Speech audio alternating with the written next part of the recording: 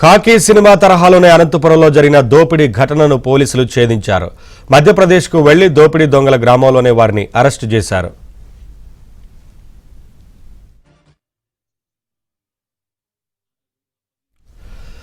పదిహేను రోజుల క్రితం అనంతపురం శివారులోని రాజహంస రెసిడెన్షియల్లో 3 కోట్ల విలువైన బంగారు నగలు 50 లక్షల రూపాయలను దొంగలు దోపిడీ చేశారు. దీనిని మధ్యప్రదేశ్కు చెందిన దొంగల ముఠా పనిగా పోలీసులు గుర్తించారు.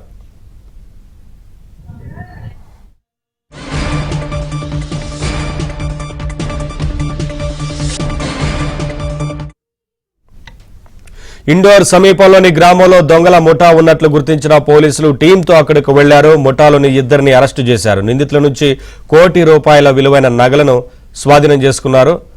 అప్డేట్స్ మా కరెస్పాండెంట్ సురేష్ అందిస్తారు.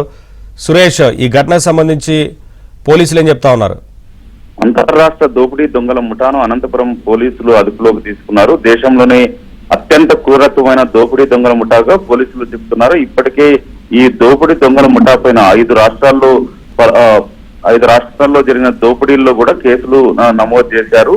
ఇదే సందర్భంలో అనంతపురం నగర శివార్లోని రాజహంస రెసిడెన్సీలో నివాసం ఉంటున్న ఓ రియల్టర్ ఇంట్లో దోపిడీ దొంగలు దొంగతనానికి పాల్పడ్డారు. దాదాపు 3 కోట్ల విలువైన బంగారు ఆభరణాలతో పాటు 50 లక్షల రూపాయల నగదును ఈ దోపిడీ దొంగల ముఠా దొంగలించింది. దీన్ని చాలా సీరియస్ గా తీసుకున్న అనంతపురం జిల్లా పోలీసులు దోపిడీ దొంగల ముఠా ఏదైతే మధ్యప్రదేశ్ లోని ఇండోర్ సమీపంలో ఉన్న గ్రామానికి వెళ్లేలోపే అనంతపురం పోలీసులు ఆ గ్రామాన్ని చుట్టుముట్టారు. దోపిడీ దొంగల ముఠా వస్తున్న సమయంలో ఒక్కసారిగా పోలీసులు దోపిడీ దొంగల ముఠాను అదుపులోకి తీసుకునే ప్రయత్నం చేయడంతో అయితే దోపిడీ దొంగల ముఠా పోలీసులపై దాడికి పాల్పడి తప్పించుకునే ప్రయత్నం చేసినప్పటికీ పోలీసులు మాత్రం తమ